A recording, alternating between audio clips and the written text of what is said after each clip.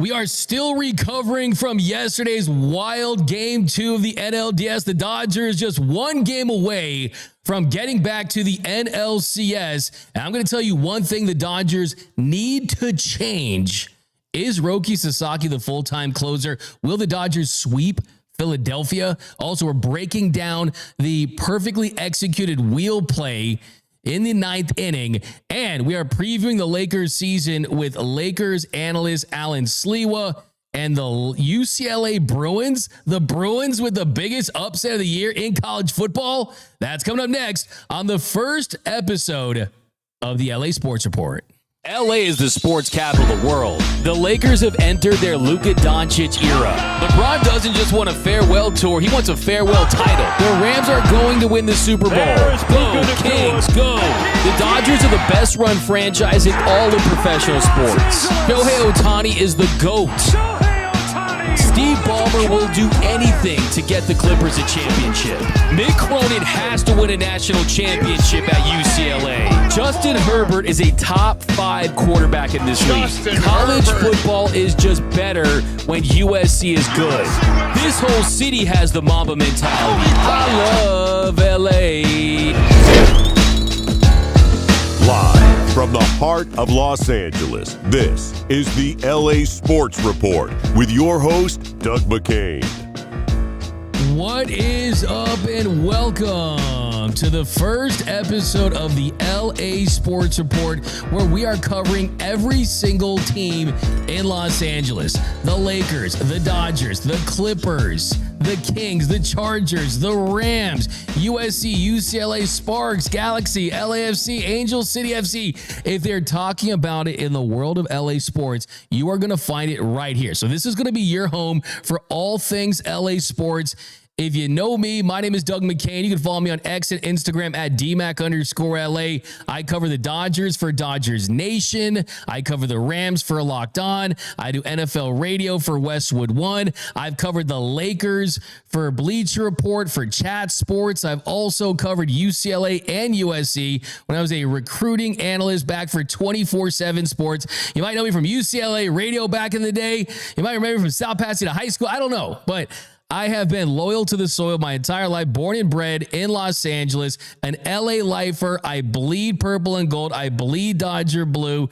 Rams, Bruins. I respect USC. A lot of my best friends are Trojans. So think about this show as your 1 hour a day show that's all LA sports. You're going to get the best Lakers coverage and analysis. You're going to get the best interviews. You're going to find it all right here. So we've been working on this for months now. The LA Sports Report. You can see the vibe of the whole show. Very West Coast vibes. You got the black and gold. Reason why I chose black and gold for the colors of the show is this is the city of champions. You are not an LA team unless you have a championship, whether that is the Larry O for the Lakers, whether it's the Commissioner's Trophy for the Dodgers. It's about chasing championships in this city. You're not official until you get that championship. So the gold represents all of the championships that this city has won. You can see the palm trees. You got the background moving. Got the LA skyline behind me. You got the cool black and gold paisley print. You heard the intro of the show. Sounds like it's a Dr. Dre beat. So big time on the LA West Coast vibes on this show. And this show is in the heart of Los Angeles. So you're going to find it right here. Big shout out to my man Todd Lights, the PA announcer for the Los Angeles Dodgers, who did that intro as well. Big shout out to my man Robert. Big shout out to Gary Lee, Noel, everyone that made this show possible. And if you're new to the channel, and you know me from my Dodgers coverage, you're going to get different types of Dodgers coverage over here because we're going to be doing live breakdowns with highlights in real time. So later we're going to break down that wheel play from yesterday. You're going to see some scorching hot takes, some Dodgers interviews from former players. We got Yasiel Puig. We got Kenley Jansen. We've got guys like that coming up at some point in the next month. So look out for that. And we're doing a giveaway. So do you want this Clayton Kershaw 3,000 strikeout bobblehead? Do you want it? Well, all you have to do is comment LASR down below. And once we hit 3,000 subscribers. Right? Already at 1,200 in one day. So once you hit 3,000 subscribers, we will give this away to one lucky member. We're also doing a Luka Doncic jersey giveaway. All kinds of giveaways you're going to find on this show. So lock in. Thanks for rocking with us on this journey. As you know, I'm all about LA sports. And the hottest story in LA sports is the Los Angeles Dodgers. I almost threw up yesterday. I almost had a heart attack. I could not take what I saw yesterday with the Dodgers having a 4-1 lead entering the ninth inning. A 4-1 lead entering the ninth inning. You had a big 4-run seventh inning, and Will Smith comes off the bench, and a couple bats later, he gets the 2-run single. Kike Hernandez had a big moment once again. Teoscar Hernandez able to get under that slide. Shohei Ohtani was able to get a single that scored a run. And with this Dodgers pitching staff, where you're getting essentially dominant starting pitching every single time out there, you feel good about 4 runs. And Blake Snell was outstanding yesterday. Blake Snell was fantastic. Snellzilla, he gave you 6 innings. He took a no-hitter into the 5th inning. The first hit didn't come until Sosa was able to get a base hit there in the 5th inning. And yes, there were some walks. There were. But Blake Snell was fantastic. Last night, Blake Snell showed why you give a guy $182 million. Last night showed why Blake Snell did not want to sign a long-term deal and chose to sign a 1-year deal with the San Francisco Giants. That's because he bet on his stuff. He knew that, hey, I can get myself a big deal in free agency. I can reunite with Andrew Friedman and this Dodgers organization. And you've seen now through 2 games, Blake Snell is proven why the Dodgers went out there and they paid him big money. Last night, Blake Snell, he put this team on his back, no run support early on, and he was struggling.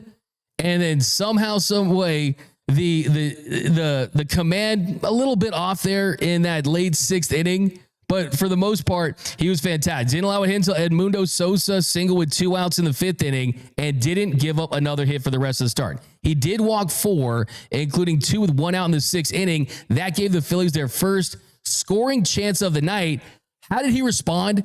He responded with big game stuff. Those big grapefruits, the big kahuna stuff from Snellzilla. He strikes out Bryce Harper and then gets Alec Boehm to ground out into a force play when Miguel Rojas made a great diving play at third to make that tag. So he was fantastic there. And then what happened after that? You go to Emmett Sheehan. Emmett Sheehan does his job.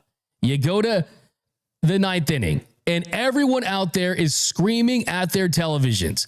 Everyone out there that was at the game screaming, "We want Roki Sasaki. Give us our closer. Give us our closer." And then what happens? You go with Blake Treinen. And Blake Treinen, he did not get the job done. He gives up 3 hits. And then he comes in the game, and it was terrifying. It was absolutely terrifying with Blake Treinen out there. Emmett Sheehan, he got the job done. Retired the first 4 hitters he faced in the 8th inning. The 8th inning issues came up once again. Kepler tripled that ball. It kicked off the edge of the grass to the right fielder, and you're trying to make that play. That singled home Trey Turner for the Phillies' first run. But it was him bouncing back, striking out Kyle Schwarber, getting Bryce Harper to fly out, and you're feeling, okay, the Dodgers have a great chance. The Dodgers have a great chance to end this game. It's going to be comfortable. It's 4-1. It's the 9th inning. And Dave Roberts, despite saying before the game that Roki Sasaki would be available to pitch for the 2nd time in 3 days, what does he do? He goes to Old Faithful. He goes to one of his guys. He goes to a guy that in the back of his baseball card shows that he's done a lot for this organization, whether it be what happened in 2020 when he came in and got the big save in Game 5 after Kenley couldn't get it done in Game 4, or last year, what he did in Game 5 and throughout the postseason. Blake Treinen, for the most part, has been nails for this Dodgers organization. But he opens up the ninth, and he was pulled after giving up a single and 2 doubles. Was not able to record an out. Yet the Dodgers, they end up in a situation where you're terrified. Are you going to blow this game? Had the Dodgers blown yesterday's game, I think there's a pretty decent chance that you're looking at a Game 5 winner-take-all in Philly. That's how much those stakes were yesterday. I think that Blake Treinen almost cost the Dodgers a chance to win another World Series title because the pitches just were not competitive in the zone when they were getting hit. I mean, you look at when Blake Treinen is at his very best, and when he's leaving stuff in the zone, it's very hittable. The single to Bohm was a sinker up and in. The Realmuto double was a four-seamer top of the zone at 95. The Castellanos double, that was a pitch that he went out and got, but still not a good pitch in that situation. So they still won, but last night was too risky. And just texting with someone from the Dodgers organization about the decision to use Blake Treinen yesterday, well, this is what I heard. And that was that you can't afford to try to fix Blake Treinen in those situations. He had bad location, bad command, no extension. And what I was told is the extension on his pitches is what's leading to having no life and very bad movement. So it's not even like he's throwing like the Blake Treinen in the past. And then the 6th inning, you got he's got to be a low leverage guy is what I was told, is that if you want to build Blake Treinen back up, you got to do it in the 6th inning. You got to do it in a low leverage situation because you got to manage with your brain and not your heart. And that's what Dave Roberts did yesterday. So here was Dave Roberts after the game talking about his decision to go with Blake Treinen in the 9th. I thought about it. He hasn't gone 2 out of 3 much at all. Just figuring the run right there. You know, Blake's pitched some of the biggest outs innings in the postseason for us, and felt really confident right there. And with Vesia behind him if needed. And so I didn't want to just kind of, you know, preemptively put him in there. Again, I felt good with who we had with our leverage relievers, a couple of our highest leverage relievers. And, you know, fortunately, you know, he was ready when called upon. And I liked him versus Trey, and he got a big out for us. That was a decision that almost backfired. And I hope that the number one thing the Dodgers learned yesterday, the number one thing you're going to take away from yesterday's game is that moving forward, you have to go with Roki Sasaki in that situation. And yes, I get it. If it were up to Dodgers fans, Roki Sasaki would pitch every single inning of every single game for the rest of the postseason when it comes to going to the bullpen. You can't do that. You're going to need to use another bullpen guy at some point. And yes, the matchup there with your 4, 5, and 6 hitters, right-handed hitters, Blake Treinen should have been able to, at the very least, get an out. But now we know that Blake Treinen is not on the trust tree. Tanner Scott's not on the trust tree. And now you're going to have to get other alternatives. The issue that I had yesterday wasn't necessarily as much of the Blake Treinen thing. It was, hey, I'm mad. Why can't Emmett Sheehan close that game? Why do you take Emmett Sheehan out in that situation? And if Roki Sasaki was going to pitch, let Roki Sasaki pitch. Because game 2 in a 5-game series, you needed that game. And I have seen enough. Roki Sasaki, he's the closer for the Los Angeles Dodgers.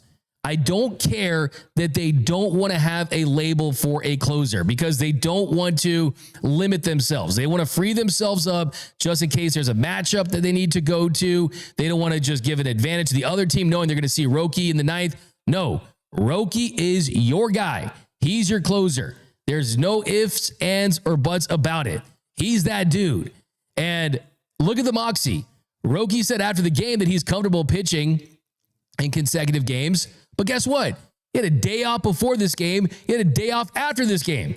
There's absolutely zero reasons why Roki Sasaki did not get the ball to start the 9th inning. Thankfully, they won, and it's always better to try to evaluate your team and improve after you've won a game. It's much more difficult after you lost. But yesterday, They won, and now they have more information on Blake Trinan. This is not his year, and you can't go into those situations. You just cannot go to him. But how about this from Roki Sasaki? After the game, he was asked about the booing, the jeering, the Phillies fans who, do they know another word other than boo? They're booing their own team. They're booing Shohei Ohtani, booing the Dodgers. I mean, is this the curse of the Philly Karen? Feels like it could be. The negative vibes, they're everywhere. And Roki Sasaki, when he was asked about the boos, he said, quote, "I don't understand English. I just threw without paying attention to it." I love that from Roki Sasaki. I love that. I mean, who cares about these Phillies fans? Who cares? I mean, who cares about the situation? He's built for this. These guys come to the show and they've already performed the WBC and the NPB. They understand how to perform under the bright lights. So that, as the kids say, that was a bar by Roki Sasaki. And that shot of him in the bullpen with his arms crossed and the bullpen jacket over him, that was just absolute aura. And Roki Sasaki has been everything the Dodgers could have hoped he would be coming out of the pen. He has absolutely saved this Dodgers bullpen, possibly saving the season. And I think there's a lot of Dodgers fans out there. We're going to do a segment here where it's old takes exposed. A lot of Dodgers fans out there that owe Roki Sasaki an apology. You know, when Roki was crying after a start in the dugout, saying that he's soft. Hey, guess what? I like the fact that he pitched with emotion. I like the fact that he cared that much. He cared so much that he was open to different mechanical adjustments, like lowering the arm angle from 48 to 41 degrees, from getting himself back into shape and just finding ways to be effective. And guess what? He's not crying anymore. It's opposing hitters that are crying. It's opposing fan base that are booing and crying. It's opposing players that are crying that have to face this guy. Since saves became official in 1969, Roki Sasaki is the only MLB pitcher to have his first two career saves both come in the postseason. Could you have bigger stones if you're Roki to have your career start in the postseason as a reliever and you get those two saves?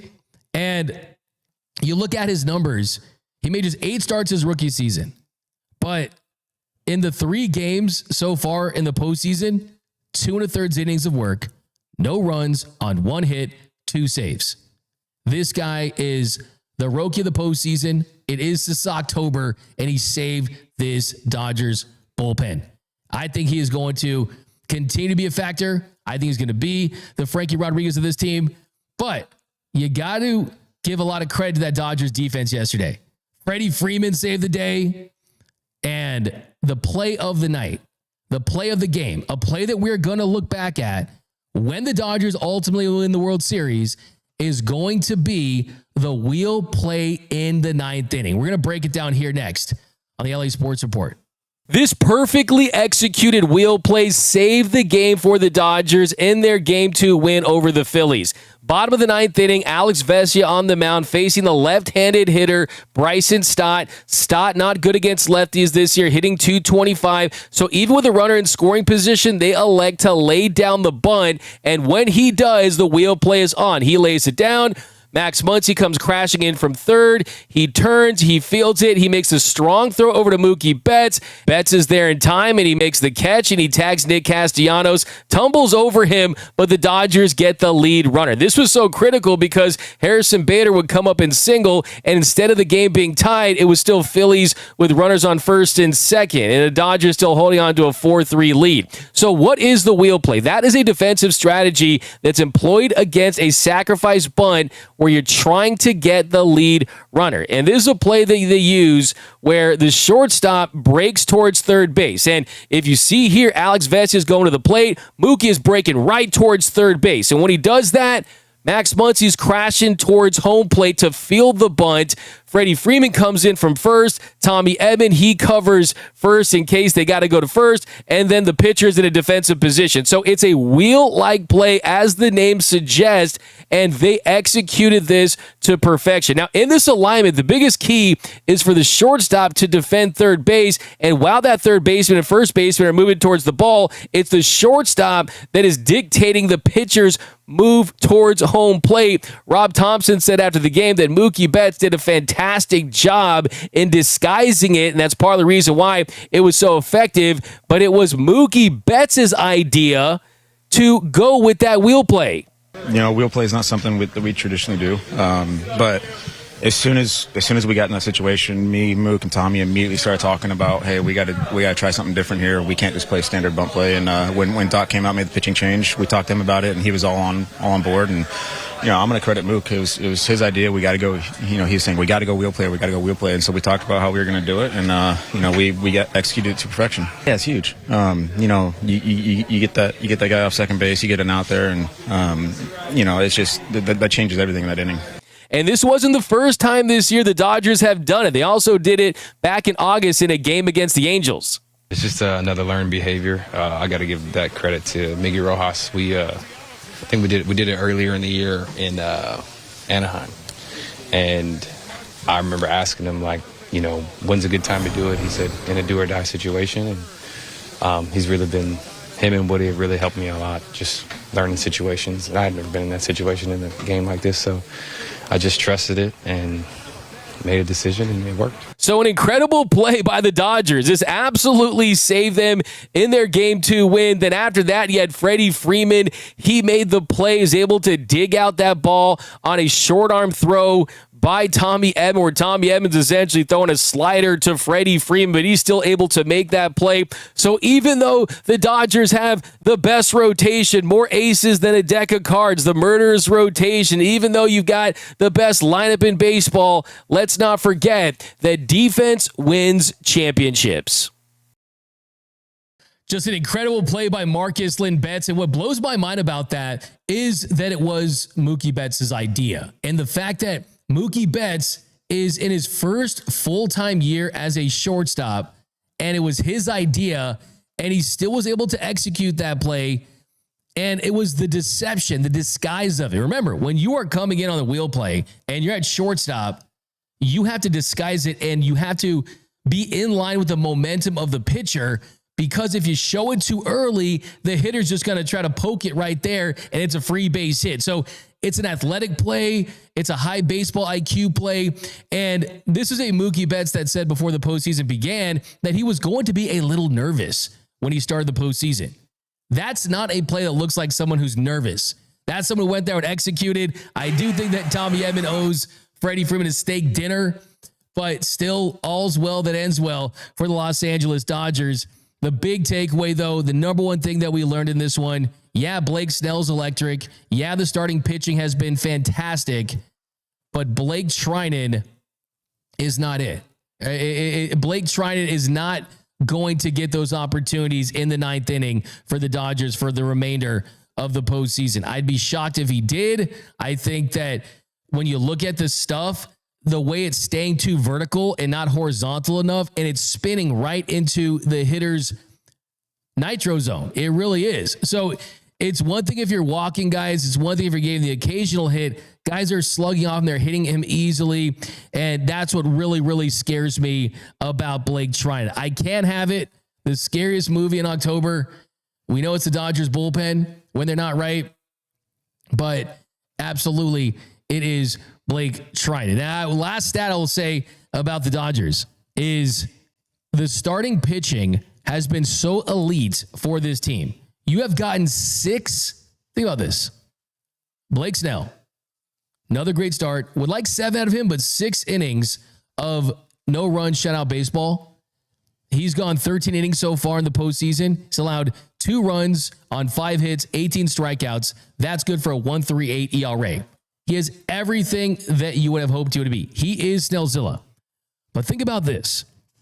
The Dodgers, through 4 games this postseason, have gotten 6 innings from their starters. 6 innings from their starters in 4 games. That's good for a a 1.75 ERA in that stretch. A 1.75 ERA from the Dodgers starters through the first 4 games. 36 strikeouts, 8 walks in 25 2/3 innings. From 2021, listen to this. From 2021 to 2024, the Dodgers played 35 postseason games. 35 postseason games from 2021 to 2024. And they had a starting pitcher last 6 innings during that stretch 4 times. 4 times in their last 35 postseason starts from 2021 to 2024. And this year in 2025, they've already matched that with 4 to start. And they've been dominant elite starts. Just fantastic stuff from this Dodgers rotation. All right, next we're going to switch gears and we're going to talk some Lakers. The big buzz today was LeBron James. And LeBron James, he made all this buzz about this decision part 2. And it was this viral sensation. Everyone was going crazy with it. It was every article, every podcast. Is this the end for LeBron James? He starts it, and it was with his last decision. And the announcement was the second decision, and it turned out to be a Hennessy ad. It turned out to be a Hennessy ad. My only complaint, LeBron, why didn't you do this a day earlier so we could drink that Hennessy during the 9th inning of the Dodgers game when we all really needed it? And I see people freaking out about LeBron James because, of course, this is a play on what happened in 2010 when it was Jim Gray, it was LeBron James, it was the Boys and Girls Club, and it was the worst thing he ever did, right? LeBron James announcing his decision, making it about him. Well, first of all, they donated a lot of money to charity for that. And he did go form a super team with the Heat where he would win a couple titles. But if you saw that clip yesterday where LeBron James was walking in and sat down and you thought that today he was going to announce his retirement, that's what you took away from that, then you're truly an NPC. Then you truly have no idea what you're thinking or talking about. That was the most obvious marketing stunt there's ever been. Most people thought it was an Amazon Prime stunt. That's what it is. But I'm laughing today. You know what I'm laughing at today? I am laughing at any moron out there that dropped $2,000 on Laker tickets thinking you are going to get Kobe versus the Jazz part 2. We're being dropped a 60 piece on the Jazz to end his career. People were out there buying up tickets thinking that that was going to be the end. Well, guess what? Now you're probably not going to see LeBron's last game against the Jazz again for his career. Now you're going to see a bunch of Lakers backups versus a bunch of scrubs for the Jazz, and you paid $400 to $1,000 to $2,000 more than you would have spent. Do not be suckers. And for everyone out there that's mad at LeBron James for this, hey, I don't know what to tell you. It's marketing. It's money. It worked. It worked because you reacted. And in today's day and age, it was a brilliant marketing strategy. Shout out to the people over at Hennessy. But all right, coming up next, Lakers analyst, one of my favorites, one of the great Lakers ball knowers in the game. If you're going to rank like Lakers ball knowers, this guy's top 5, and he's not 5. Like, he is one of the best Lakers minds, Lakers analysts. He covered the team for ESPN LA as the Lakers post-game show host for a long time. He was on Travis and Sliwa on ESPN for a long time. He's a vet in the game. He's forgotten more Laker basketball than more people have ever known. Let's get to my interview with my friend, the great Allen Sliwa. And welcome back to the LA Sports Report. And today, I'm joined by my man, one of the great Lakers ball knowers in the game. You can go join his YouTube channel, Hoops Talk, former Lakers post-game show host. This guy knows all things Laker basketball. My man, Allen Sliwa, joins us today. Allen, thanks for rocking with us, my man. Oh, when I got a text from Doug, immediately I dropped everything. I was ready to go. I appreciate you having me on, brother. Hey, I'll give you a gift card for 10 Dodgers appearances on your show. Okay, I got you, man. We're talking 1 hour, 2 hour episodes, whatever you need. To get Slee on the debut episode is a big deal for us. And of course, we've got to start with the decision part 2. I didn't need to tell you this was coming. You knew it was coming. Yesterday, you had all the hype. LeBron walks in, and it's the decision part 2, and the media absolutely ran with this thing. Is LeBron retiring? Is this for the king? Turns out this morning it was a Hennessy ad. And I want your take on this, but I want to start by saying this, Allen. The media reports on every single thing LeBron James. Yep. The clicks go through the roof. The views go through the roof. Joke's on you, media. That's what I'm saying. Joke's on you, media. You get what you deserve in this one, because I don't know if they think we're all NPCs and that we were going to believe that was him retiring. But this was one of the most obvious, no, this is not serious thing we've ever seen. Well, okay, it's a couple things. Number one, you're right that, and listen, why do people report on it? Why do all the networks go crazy if they think there's a LeBron story? Is because consumers also click on it. The consumers also go out of their way to say, well, what's LeBron doing? What's happening here? What does this mean? What is this decision? And what it came down to was one of the best marketing campaigns Hennessy VSOP could possibly have done. Amazon Prime got a lot of love, and they weren't even a part of the ad because everybody thought it was for Amazon Prime Day. Couple of things I take away. Number one, it just kind of shows you the power that he still has. You remember in the offseason, free agency was about to start. And all LeBron was just, everybody just kind of thought, all right, he's going to sign this, maybe another 1+1 with the Lakers, but it wasn't. The news came out and Rich Paul comes out and has, a prepared statement and everything else. Doug, everybody talked about that for 2 weeks of free agency. So he still obviously has the power. I mean, you saw what happened. I feel bad now for all those people that were buying up tickets in April for games at Crypto thinking this might be LeBron's kind of last hurrah, and tickets skyrocketed from, what was it, average like $85 to hundreds of dollars. Whoever got fooled, you're right about that, but it just kind of shows the power one man has. Yeah, that's a fantastic point. I didn't even think about that yet. Like, if you dropped $2K, if you dropped a bag on some Lakers Jazz tickets thinking you were going to get Kobe Part 2, Kobe 60-point game, but now you're going to get Lakers backups versus some scrubs for the Jazz. I mean, can you get some ticket insurance right there? That's pretty. That you got to feel bad for those fans. But first of all, I wish that he had. My only criticism, Allen, is that he didn't do this a day sooner. So I would have some Hennessy to watch that ninth inning of the Dodger game with, because I felt like I needed that. And we're not going to bring up the Padres on the show unless you wish to. First off, let me say this. What are you worried about? I don't understand what any Dodger fan is worried about. What, they had one close game? I mean, the team's undefeated so far in the postseason. We're always worried. And don't worry, I respect your Padres fan. I'm not going to sit here and say, oh, what time's the Padres game today? I'm not going to do that. You're a guest on this show, and we respect you for that. You're not one of those fans that jump ship. You are real deal, all San Diego. We love that about you, Slee, and we love your knowledge of the Lakers. So getting back to LeBron, just a couple of things about LeBron I want to ask you. Is this it for LeBron? And two, is this it for him on the Lakers? I mean, you look at it, he's 40 years old, going to be 41. If you bring him back next season, you're talking about giving a bag 50+ million, high 50s to a guy that could be 42 years old.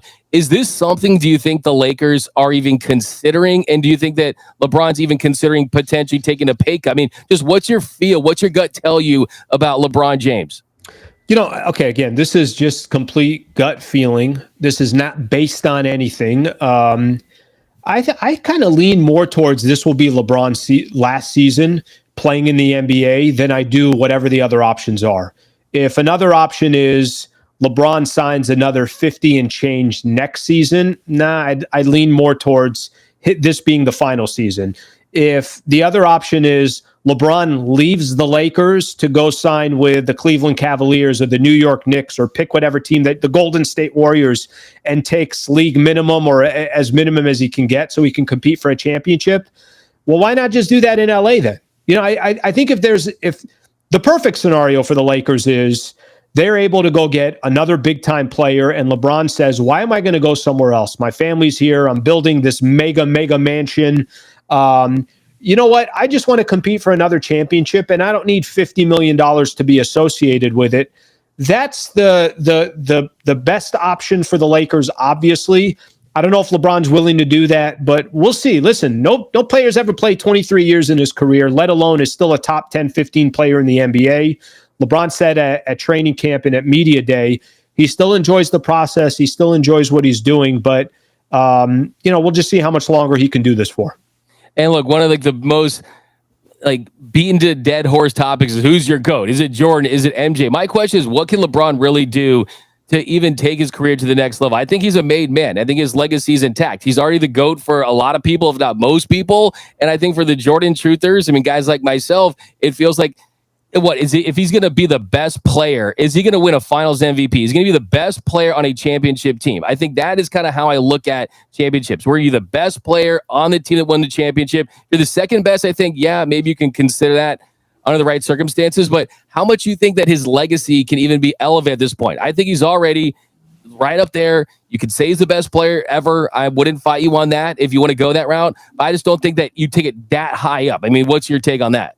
Yeah, I think it's pretty much done, right? You can't add anything left to that resume. I mean, you're going to end up looking at the history books, and this is part of what probably LeBron's strategy was. If I can't beat Jordan in 6 championships and 6 tries, well, what if I play 23 years in the league and I own every stat in the books, whether it's all-time points, top 5 in assists, obviously everything that he's done in games played, playoff games, scoring average. There's really nothing left for LeBron to do. If hypothetically, Lakers made a run, they got to the NBA Finals, he added another championship this late in his career. He has 2 total for the Lakers. If he found a way to be better than Luka in an NBA playoff run and won Finals MVP, I mean, listen, that's a little bit of a pipe dream to think all of that, but what more can he possibly add? I don't expect him to add anything else, and frankly, he doesn't need to add anything else. The guy has surpassed every expectation you could think of, and he's been in front of the media for over 20 years now, and he's delivered on all his promises. I'm with you too. And how many guys could say that they entered the league as probably already a top 10 player and is going to exit the league after 23 seasons as a top 10 player? We're never going to see this again. We're never going to see this again. He's the only guy that really needs a page 2 on his Wikipedia page. Like, you go all the way to the bottom and you go to another page with all the accolades. Real quick though, is the table LeBron and Jordan, is that the only guy sitting at that table, or does Kareem sit at that table too with 6 championships and 6 MVPs? I think a lot of it has to do with eras. I didn't get a chance to watch Kareem and truly appreciate Kareem Abdul-Jabbar. If I was sitting here, I used to do the show with, I used to do the pregame show, the Lakers pregame show with Michael Thompson. Okay. That guy has more knowledge of the NBA, obviously than most people who've been watching. He's watched so many different generations. He's talked about how he appreciates Bill Russell and Wilt Chamberlain and Dr. J, and he could go to Magics and then keep coming up the eras and Kobe and Kevin Durant and LeBron James and Steph Curry. I mean, he covers so many different eras. He would tell you that, at least, I'm not going to take from his words, but the way he can value Kareem Abdul-Jabbar is much different than how I can value Kareem Abdul-Jabbar. I saw Magic towards the end of his career and really watched Magic more when he retired, and I got addicted to Magic. I got the Kobe and the Shaq days. I got LeBron. I got Michael Jordan, obviously, throughout his career. I think LeBron and MJ are the conversation for me, but I can't truly have the appreciation that Kareem brings to the table. So I'm always open to that conversation, and I completely understand where people come from in that regards. Yeah, if everyone acting like they're watching like Kareem in 4K HD on League Pass, right, didn't exist yet, right? Who's going back on YouTube? But that's a really fantastic point. I love to hear that. Now, the 2025 Lakers, the big addition, DeAndre Ayton falls into their lap, and I think the story for Ayton just feels like, hey, when a team pays to have you go away, that should be the ultimate motivating factor for you. Are you as high on Ayton and his fit for this team with Luke and LeBron as other people are? So I think for me, I gotta see it to believe it. So I got hesitation, and I don't want to come out here and say, I do know this: Lakers were so desperate for a center. The fact that they were able to get Ayton, a former number 1 pick, who still's got a lot of upside, he's still just 26 years old. What are they paying him? There's zero risk in what they got, $8 million a year or whatever that total is. So I think if there's a team that needs Ayton, it's the Lakers. And if there's a center in the NBA that also needs Luka Doncic and LeBron James, and there really isn't going to be, this crazy amount of pressure on him, you're not running an offense through DeAndre Ayton. They just need him to do his job. So the way I kind of look at it is, yes, I am excited about Ayton. I think the Lakers clearly need a big. You saw them in the playoffs against the Minnesota Timberwolves. But can I sit here with all confidence and tell you that this thing's going to work perfect? I can't. We're going to have to wait and see what it looks like. I think Ayton has said the right things so far. I think he genuinely wants to succeed, but like you said, there's a reason why the Portland Trailblazers basically didn't want him next to some of their youngsters. There's a question about his commitment to the game of the NBA. This could be his final opportunity or his real opportunity, and hopefully he takes advantage of it. It feels like it's a perfect situation for the Lakers, like you said. I mean, it's not like this it's not this massive contract. It does feel like one of those things where, the Lakers won the summer, right? They won the DeAndre Ayton, but will that translate to an entire year? You heard him wanting to improve his defense. I mean, what did you see from early in these preseason games? Well, I thought, I was reacting right after the game one preseason. Again, it's preseason, and you didn't get DeAndre Ayton to play without Luka and without LeBron and without Austin Reeves. You're going to want to see what that mix looks like. But Ayton only took one shot, I think, in that first preseason game, maybe two shots, and had 1 point. And I'm like, what the hell is that? If there's ever a time they need him to be aggressive, now's the time. But he said something post-game that really stuck with me. He just said that, listen, I came out here, I wanted to show that it's not about stats, it's not about offense. I want to do whatever it takes for this team, whatever they need from me. I wanted to establish myself defensively. I respected that. I thought he did better in game 2. But the way to really kind of gauge what Ayton's going to be with the Lakers, it's when Luka's in there and they have a pick and roll game together. And, similar to earlier in his career when he was playing with Chris Paul and he's the starting center for the Phoenix Suns in an NBA Finals game, that's the hope. The hope is that he's got somebody that's setting him up. And Ayton's a skilled big man. It's not like, there's a lot of these players in the NBA where they might be 7 foot, but they're all athlete and they're no basketball. He's got a little bit of both, and that's what you want. So I'm excited to see what he can do, but I think it's tough to determine him through 2 preseason games without Luka. Yeah, typically I just naturally hate on the Arizona guys, but in this case, hey, man, we love them. We love them on the purple and gold. Now, as far as you mentioned, Luka, it feels like everyone's waiting to see for a full season just how much he elevates his teammates. A guy like DeAndre Ayton, a guy like Austin Reeves, when it was, I think I saw it was a plus 20 net rating when it was Luka and Reeves on the court, but LeBron off the court. Talk about the fit of those three, LeBron, Luka, and Austin Reeves. How does JJ Redick make it work, and what's the biggest challenge to get that to work? Well, I think it was established right when Luka got here, and I think LeBron deserves some credit of taking a little bit of a back seat, and LeBron's not accustomed to that. He's never had any point in his career where he's supposed to take a back seat. It all starts with Luka. Give Luka the damn ball and let him do what he does. So that's the head of the snake. That's going to be the leader for the Lakers. I think what it's going to allow, and this is where I think the Ayton piece comes into play, where the Lakers were so flawed last year is they didn't have any bigs. LeBron had to play 5. You had guys playing, when we talk about the Austin Reeves, Luka Doncic backcourt, it's not a good backcourt. And you and I might be able to get a couple of buckets off of them. But they also didn't have a big man. They also didn't have players that can focus on the defensive end. So I think right out the gate, the roster is going to be more complete, and you got to have a complete roster. How does he work all 3 of them together? It starts with Luka. There's going to be a lot of times where Austin Reeves off the ball is going to have to find ways to be productive. And LeBron, honestly, I don't worry about LeBron. LeBron, anytime, anywhere, any place, he's the highest basketball IQ player that I've probably ever seen in the history of the game. He'll find a way to get his 24, 6, and 6 this upcoming year. That's LeBron. Yeah, I think a little basketball Mensa meeting. Those guys will make it work no matter what. Now, you mentioned Austin Reeves. He said that he wants to be an all-star. He loves being a Laker. How does he level up this season? Because there were some people criticizing how he performed in their first-round exit against the Timberwolves. We had a great regular season. How do you think Austin Reeves builds on last season and is even better this year? Yeah, it's going to be a weird year for him because I think, look, there was a lot of the conversation over the summer was Austin Reeves, and it wasn't about Austin Reeves flourishing on this team. It was, should you use Austin Reeves to go get the piece you need that makes more sense alongside Luka Doncic? I mean, when Lakers traded for Luka, clearly the roster was flawed, but they figured let's get Luka here and then we'll figure it out after that. I think for Reeves, a couple things he's going to have to prove this upcoming season.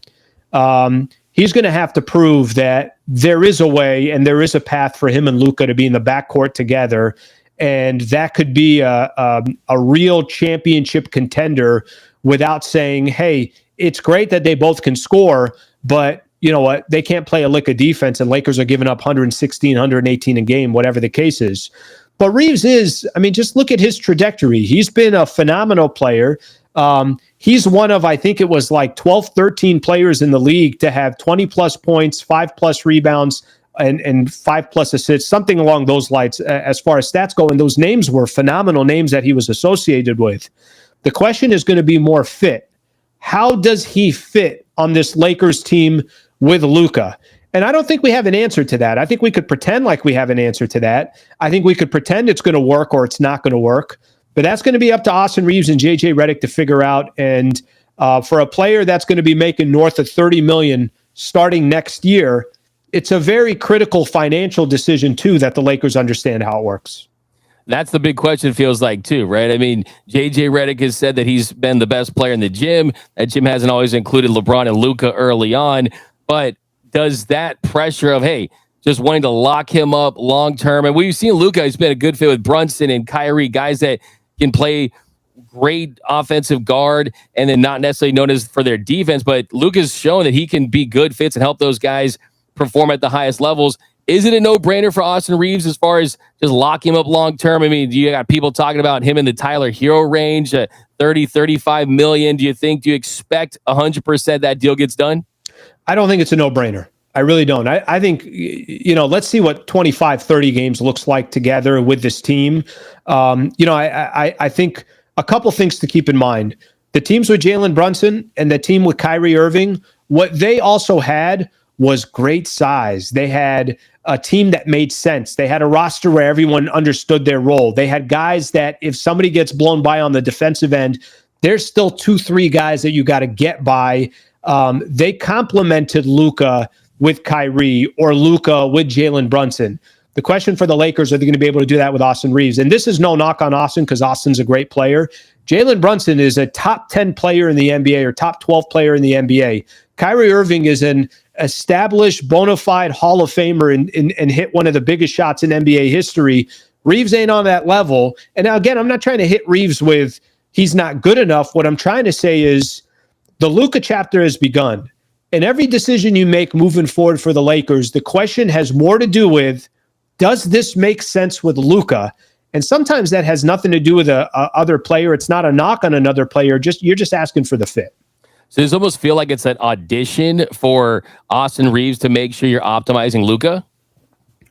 I think it's an audition for the entire organization to make proper decisions around a top 3-4 player in the NBA. And every decision's got to make sense. And it can't be just emotionally based.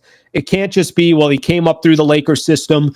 For all you and I know, we could be 30 games into the season and say, yeah, this franchise would be foolish to either trade Austin Reeves or not give him $35 million a year.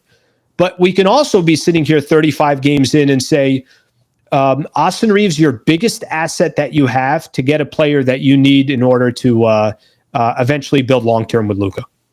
That's really interesting. Yeah, because you look at where he's at in the cap hold, and you basically is just so little cap hold, he has to get less than what he's going to sign for. I mean, the value is so tremendous. That's a big commitment for a guy that's going to be your third best option, and we'll see what he's capable of. But yeah, clearly the motivation's there, and I think the fit's there too, potentially. But as far as I want to ask you about one trade option. A lot of people have been talking about Andrew Wiggins. Andrew Wiggins as a player option for next season. He's making like 26, 27 million right now with the Heat. Obviously, he brings that defense that the Lakers could benefit from, can score as well. Are you all in? Are you kind of in? Are you all out? Just kind of where are you at the possibility of an Andrew Wiggins? Because Pelinka said he wants to play this year out, see how things are early on. Then, of course, like every year, you start to see names start to emerge. But do you like Andrew Wiggins as a potential trade option for the Lakers, Allen?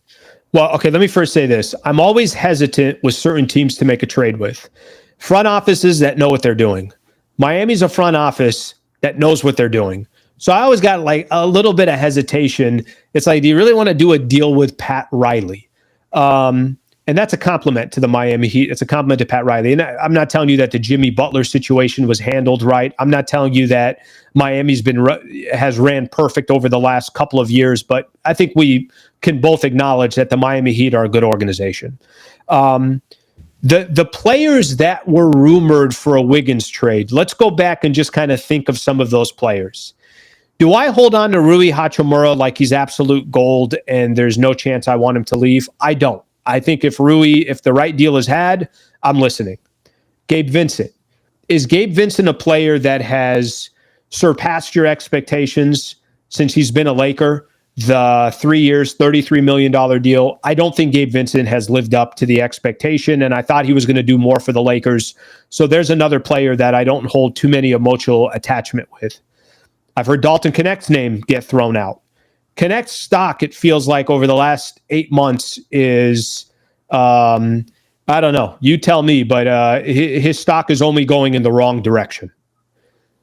Yeah, all those players don't do anything for me where it's like, hey, I got to have those players. I got to have those guys. Now, a first rounder, okay, that's valuable. I like a first rounder. I want to be hesitant to give up a first rounder. But as I look at Wiggins in the short term, I do think Wiggins can help the Lakers more than the players that I just said.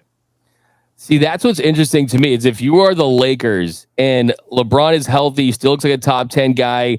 Luka, he's got the revenge bot. Luka, he dropped the weight, looks like a legitimate MVP candidate. If you think you're close enough to go for another championship, then do you go all in? Or is the risk, do you set the timeline back for the post-LeBron era and having pieces around Luka Doncic? Does it feel like that's going to be kind of one of the themes this year? You know what's interesting, Doug? I think here's the problem with, let's say the Lakers traded for, let me kind of just think of a player. Let's say they traded for Wemby. Making this out of thin air. They didn't trade for Luka, they traded for Wemby. Wemby's never been to the playoffs. So you can gradually take steps with Wemby because he's never been to the playoffs. He's never been to the Western Conference Finals. He's never been to the NBA Finals. I think this notion of Lakers are going to pump the brakes because they're trying to build around Luka. Here's the problem with Luka. He's accomplished so much in 7 years that making the playoffs isn't an accomplishment. Making the Western Conference Finals isn't an accomplishment. Making the finals, he's already done that before. So I don't know about kicking the can down the road. If you want to keep Luka Doncic happy, forget LeBron, forget anybody else within the organization. Isn't Luka saying to himself, guys, I'm not trying to wait 2 or 3 years. I'm trying to win now. I've been to the NBA Finals. That's going to be the interesting piece, I think, the front office that they got to juggle. They didn't bring a star in that hasn't accomplished anything. They brought a star in that's accomplished everything but a championship. That's a really, really good point because, there's really nowhere to go but up from Luka, and he's in the legacy stage of his career already. He does not want to be that Lakers superstar that does not win a championship. Oh, no. He doesn't want to be Elgin Baylor, right? As great as Elgin Baylor was, and Luka Doncic knows, hey, SGA just won a ring. My peers have won rings. I got to get that championship to really solidify that legacy. Giannis has got one. Jokic has got one, right? Like these other European greats all got one. He's the only one of these top 5 players. So you think that basically Luka's like, hey, all gas, no brakes this year? I think Luka is, I want to win and I don't want to wait. And that will put the front office in I think a lot of times people talk about the timetable of LeBron and, hey, LeBron wants one now. Who knows how many more years he's going to play.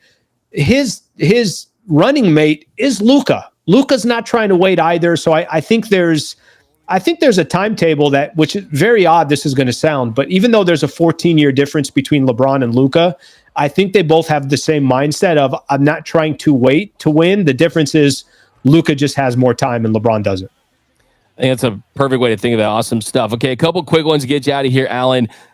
X factor for this Lakers team. Which player is the X factor that could either have them sink or swim, kind of a name outside of the superstars? I think this one's easy for me. And I think, and I don't consider him a superstar. We talked about him a little bit earlier. I do feel how Ayton goes, the Lakers kind of go. And I feel that if DeAndre Ayton has one of those, I don't want to just put numbers to it, but if there are more nights than not where you're like, that's a solid 16-12 game from Ayton with 2 block shots. Wow. Ayton, I feel his presence. Ayton's doing a lot of things on the defensive side that people aren't really, talking about or whatever the case is. I kind of already know what Luka is. I know what Reeves is. I know, obviously what LeBron is. I know he'll be in his 23rd year, so we'll see how much that changes. Marcus Smart's going to come down to health. Vando, I know he's an energy player. Rui, to be honest with you, I think we kind of know exactly what he is. Ayton, to me, is the wild card. You were desperate for a big. You lost in 5 games against the Minnesota Timberwolves because you had no size and you didn't have an established big. I think this season kind of goes with Ayton. Awesome stuff. Yeah, that's going to be huge. Going to be massive. And the league is going to be so mad if he's great for the Lakers, considering how they got him. Now, I want to ask this one. Is JJ Redick a top 5 head coach already? I don't think so. No, I don't think so. I think, look, if I'm going to be completely honest, and I was there for that presser with JJ and Pelinka a couple of weeks ago now, and it was before media day it was a Thursday, media day was on a Monday. I was surprised when one of the first things Pelinka said was, we extended JJ. And this isn't a knock on JJ Redick, but I thought last year had a phenomenal year as a rookie head coach. I thought he was brilliant in the regular season. I think what the Lakers accomplished in the regular season, winning 50 games and the number 3 seed overall was just phenomenal. I thought he got wildly outcoached in the playoffs. And that comes with a coach that's in his first year. That comes with the territory. I think he's got the potential of being a top 5 head coach in the NBA. I think there are a lot of things that he's going to have to learn. And what's the rush? I mean, he's just getting into the NBA. I think there's a natural process that you can't rush. And I think there are definitely other coaches that are just more experienced than him, and we have a longer resume. He definitely has the look and the feel, right? He definitely has the juice, but he needs the titles at the end of the day for this franchise to really solidify himself there, in my opinion. Okay, a couple quick ones. 47.5 wins, over, under. I will go over on that total. I'll go over. They won 50 last year, and that was with a really weird season, a lot of injuries. I think 24 different starting lineups, if I'm correct. A midseason trade that obviously we all know the midseason trade that happened, and they still won 50 in a clogged Western Conference. So why would I not think, because they got 8 and they got some other pieces that make sense? Hopefully health is on the Lakers side, that they don't surpass that. Yeah, I feel like it's pretty easy, right? I mean, like, if they obviously, I hate if they stay healthy, of course, everyone says about every team and every player ever, but it feels like that is the case for this team. Okay, you got your headphones on. Slee, for pregame warmups when you're shooting around at the crypt that you're getting ready for a big game. Yeah. What is coming out of those headphones? What's getting Slee ready to run through a brick wall? It could be something different, maybe something chill to be in a better space. But what do you listen to before games if you're an NBA player? I'm going to tell you, and this is not probably fall in the line of hyping somebody up. 95% of what I listen to is roots reggae from like the 70s and the 80s. Now, I don't know if that's hyping you up to go up against Steph Curry and the Golden State Warriors. If I'm looking for some more hype, let me go a little old school. Can I throw some Nas in there? Let me get some Nas in there. Let me go. I'd like to go a little bit more old school. I like a little bit more of the hip hop from the 90s, early 2000s. That will get me going. Nas, you want to be in LA state of mind. I don't know how this was, but I thought about asking this question. For some reason, I thought he was going to say Nas. I can't explain why, but really? Maybe we're in a mind meld. It's kind of crazy. I have no proof of that, but in my brain, it was thinking Nas. I think our guy Aiden would like the reggae too. My man from the Bahamas, and he's loving that. But the last one here. If you could only wear one Lakers jersey for the rest of your life, which player would it be? What color would it be? I mean, the floor is yours on this one. I don't know if you're a big jersey guy or big jersey guys here. Yeah, I already got it. And I actually have no hesitation here. I'm wearing a Magic Road jersey, and I'll make it simple for you. So obviously I'm rocking purple, and Magic got me into the Lakers. That's it. It's very clear and simple. The reason why I have kind of followed a lifelong pursuit of covering the Los Angeles Lakers, it started with Magic. So I would go back to the roots. I want that number 32 jersey. Probably about 10, 12 years ago, I went to a Lakers-Celtics game in Boston. And that's the jersey that I rocked. And it was actually kind of really cool to see a lot of Celtics fans give love to the jersey. Shows how much respect that they had for Magic. So I'm going with a road Magic jersey, number 32. I can picture Allen Sliwa on a court in San Diego with the purple Magic doing the baby hook from Game 4 of the 1987 NBA Finals, just like putting it in there. But that's a great pick. The drop shadow on that alone is so fire. I love that pick. Well, Allen, we thank you so much for your time. We really appreciate here on the first episode of the LA Sports Report. We couldn't have anyone else talk Lakers with us other than you. Knows more Laker basketball than anyone in the game. Really, one of the great Laker ball knowers in the game, the great Allen Sliwa. You can find his channel, Hoops Talk. He does post-game shows throughout the year, does a daily show Monday through Friday at 8 a.m. Man, you get up early for your shows, man. Like, I mean, what you're an early riser or what? I don't know what the hell I was doing. When I was coming up with a game plan, like I couldn't have made it at 9 or 10. I don't know why I did it, but I'm rolling with 8 a.m. With Slee. Drink your coffee with Slee every morning on YouTube. But thank you so much, and thank you, brother. We'll check in with you soon, my man. Sounds good. Appreciate you having me on.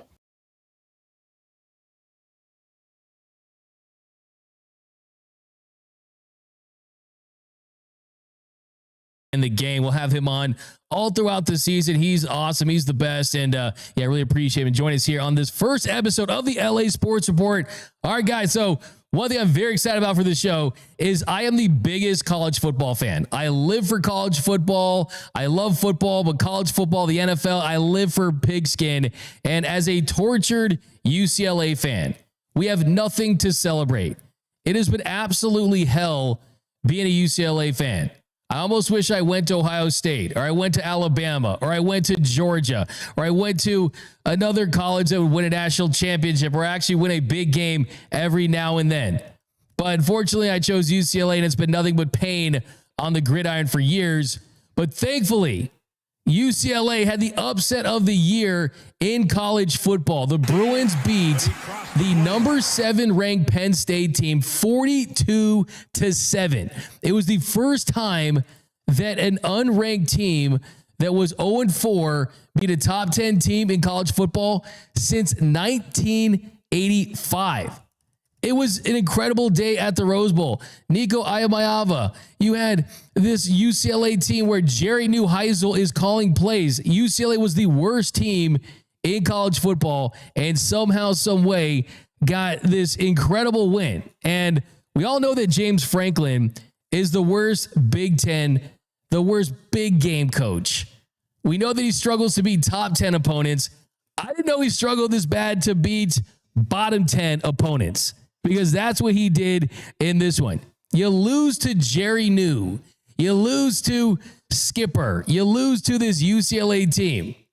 And yes, Jerry Neuheisel, just to get you briefed here, he was the guy that was calling plays for UCLA. And there's no one on this planet that loves the UCLA Bruins more than Jerry Neuheisel. He was born at UCLA Medical Center. His dad is UCLA legend Jerry Neuheisel, who played and coached for the Bruins in Westwood. He would go on to be a player for UCLA. Back in 2010, when Brett Hundley went down in a road game against the Texas Longhorns, it was Jerry Neuheisel that came in and hit Jordan Payton on that slant go to win it for UCLA, and he gets carried up by his teammates, and we saw the same thing this last Saturday. Jerry Neuheisel was lifted up by his players because he was the guy that was calling plays. He was the guy that was making things happen for this UCLA offense that shocked the world last Saturday. And this dude, I don't care what it takes. And sure, he's 35. Is he ready to be the head coach at UCLA? Probably not. But he better not coach for another program for the rest of his life. I don't care if it is handing out Gatorades. I don't care if it is being an offensive coordinator, a play caller, the head coach. This dude bleeds blue and gold. And I know it sounds crazy. Everyone thinks this would be insane to give Jerry Neuheisel the keys to the UCLA football program. But is it that insane? Is it really that insane when you look at the landscape of college football? If you don't have NIL, if you're not going to give him $20 million to spend on players, it's not going to matter anyway. So would you rather drop 10 to 15, $20 million on a head coach where you have to go with the big boys, or you give Jerry Neuheisel a chance? Do you give Jerry Neuheisel a chance? I texted a UCLA donor. He is a high-level UCLA donor. And I said, hey, like, this dude made me feel things for this program that I haven't felt in a long time. I was damn near in tears wearing my Jordan UCLA football jersey in front of my TV. Yes, I was at the Rose Bowl. Yes, it was sad that UCLA didn't have fans to rush the field because there's not a lot of UCLA fans there, felt like. But UCLA does have a fan base, and they do have people that care. And I texted this guy who's a high-level donor for UCLA, and I said to them, hey, why not just give Jerry Neuheisel the head coaching job? I know it sounds insane. I know it sounds crazy. And he told me, quote, stay off the shrooms, DMAC. That's what I was told. So I guess I'm a little into the recency bias. But here was Jerry Neuheisel after the game talking about the opportunity, how much he loves college football, how much he loves his program. Coach Neuheisel, you've been in some great moments as a lifelong Bruin. Where does this one rank? It's up there. The first thing I want to say is I love UCLA more than anything. And the kind of kids that you see that played on that field today is exactly why you love a place like this. We had 2 days to practice the new game plan, and all they did was believe. And we came out and played as hard as we could for 60 full minutes. Had to take a safety at the end because we messed it up a little bit. But, like, how can you not love college football when you have days like this? Special, special, special. I don't know, man. That dude sounds like a head coach to me.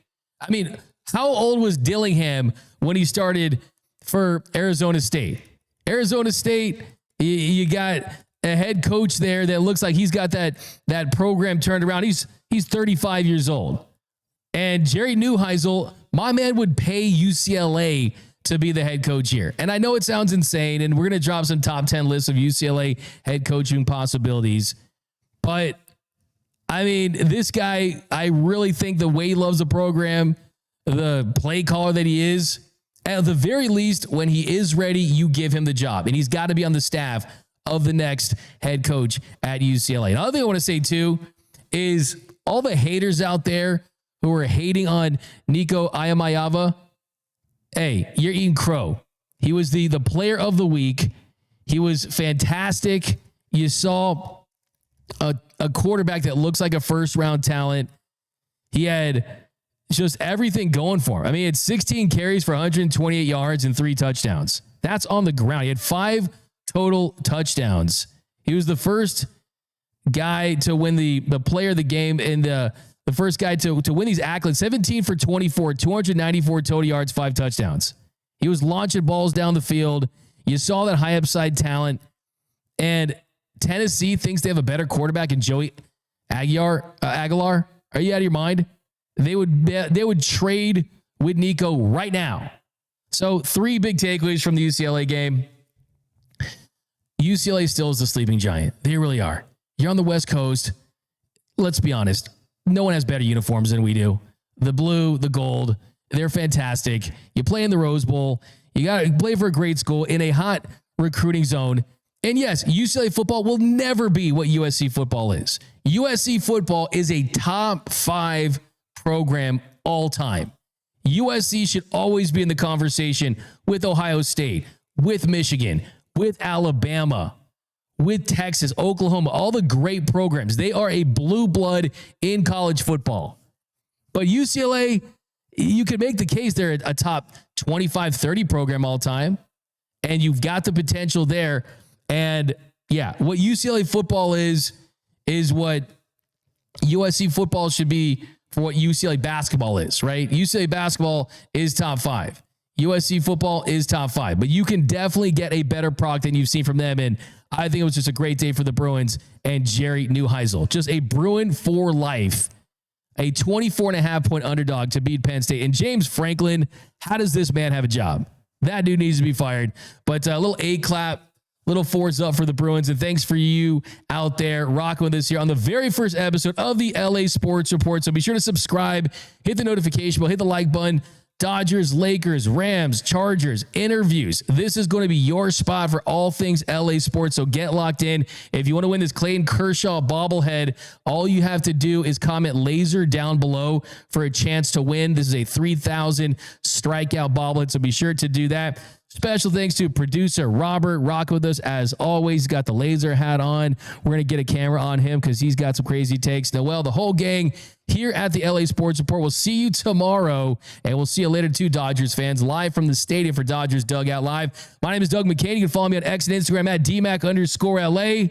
And until next time, I'm out.